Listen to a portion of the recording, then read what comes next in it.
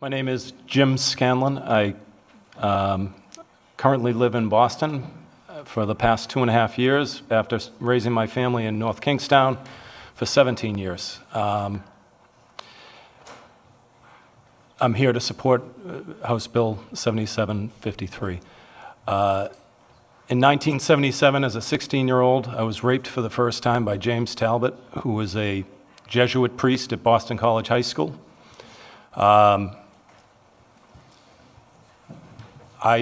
Unlike Ann, I had memories of it my entire life from that point forward.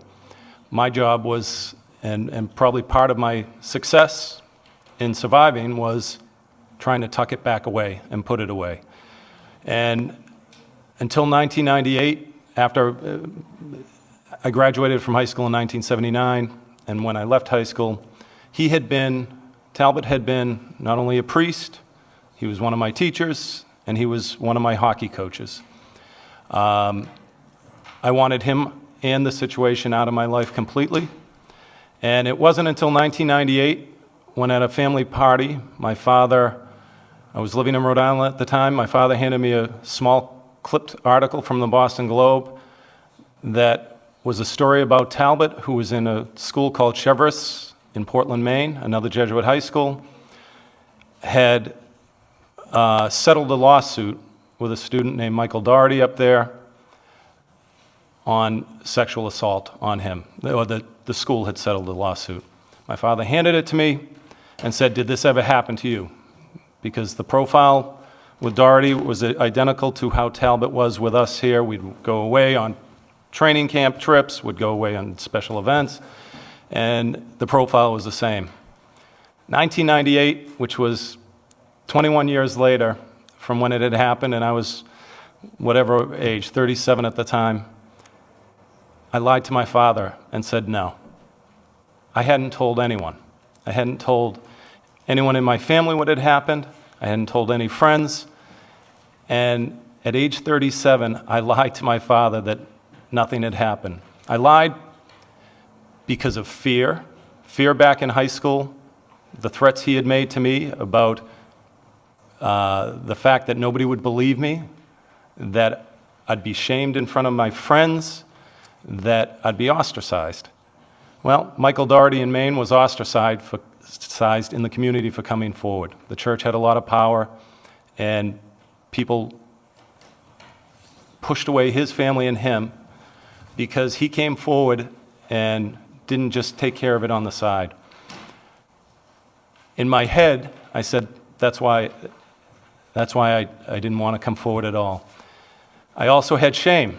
I had shame of I was 16. Why couldn't I have gotten out of the situation? How did I put myself in that situation? I had guilt. I had guilt about myself, about being weak or not being strong, and all the misplaced feelings that somebody, whether a 16-year-old or a rape victim as an adult goes through, they're all misplaced, but I thought I was the only one. Michael Doherty was the first time I ever realized that someone else had something happen to them. In 2002, the Boston Globe published their first stories on the sexual abuse scandal in the Boston Archdiocese. As a result of those stories, I called the Spotlight team after their first few stories and anonymously said, "You should check out this guy Talbot." But it was anonymous. I had no interest in telling my story or coming public with my story.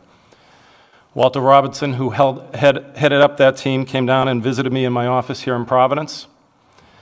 And he was the first person I had ever told the story to. My story is portrayed in the movie Spotlight briefly, and there's a line in there. And I was married and I had 3 kids at the time, and the line they used was accurate, and I had said it to Walter, which was, "I never even told my wife." I hadn't. This was the first person I told the story because of fear, because of shame, because of guilt. 2002 was 25 years after it had happened to me, long after a 7-year period. I still stayed anonymous during that time. And it wasn't until the movie came out a couple of years ago that I met Ann. I met a man named Joe Crowley. I met a man named Phil Saviano. And I realized how I shouldn't have had the shame, that the predators need to have the shame. And that's when I went public with my story. And since that time, mostly people in Rhode Island, I have had close to 100 people, 100 people I know, a college roommate, neighbors, professional acquaintances, professional friends, who have come to me and told me that the same thing happened to them, and they haven't shared this story.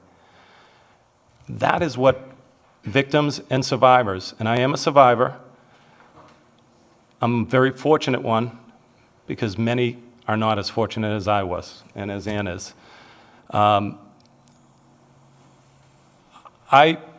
Statute of limitation is interesting. In Massachusetts, and the criminal side there is a statute, or there was. I'm not sure where it stands today.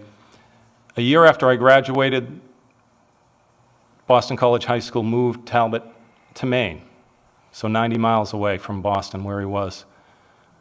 I was lucky, or we were lucky. The clock stopped ticking. So, as a result of my conversation with Walter Robinson, he made the suggestion that, you might be able to talk to the police. So I went to the Boston police, and then the Suffolk County DA. Talbot went away 3 years later. He pled guilty and would serve 6 years in prison because he relocated 60 miles or 90 miles, not because of anything other than geography. And that's what the statute of limitation is about. It shouldn't impact anything on the civil or the criminal side. At one of his parole hearings, and this is really why I'm here to testify, is protecting kids in the future, because there are predators out there, not just priests, predators everywhere, that the civil is the only way to expose them. At his third parole hearing, which I attended to give a victim statement to, the parole board in Massachusetts asked him where he was in the sexual predator program. It's some step program they have. He told them, he said, and he was asked, so that's where you admit to how many victims you had. Under oath, in front of the parole board, he admitted to having 88 victims that he had attacked. That's why we have to have a means to allow victims to come forward, not only for their own sake and their own recognition of what happened to them. I look back, and had I come forward in 1977 or 78, 79, and it might have victimized me, but maybe Michael Dougherty in 1998 it wouldn't have happened to. When they took him out of commission at Cheverus in 98, they moved him to a parish, Talbot, and moved him out of the high school because of Dougherty's settlement. About 2 months ago, Maine indicted him for sexually abusing a 7-year-old boy in that parish he was moved to in 1998 after they had just settled it. Having people come forward and encouraging them to come forward is the only way to stop it and prevent our kids from being hurt this way. And the elimination of the statute of limitation is one way to help us do that. So I am here to strongly support this bill 7753. Thank you.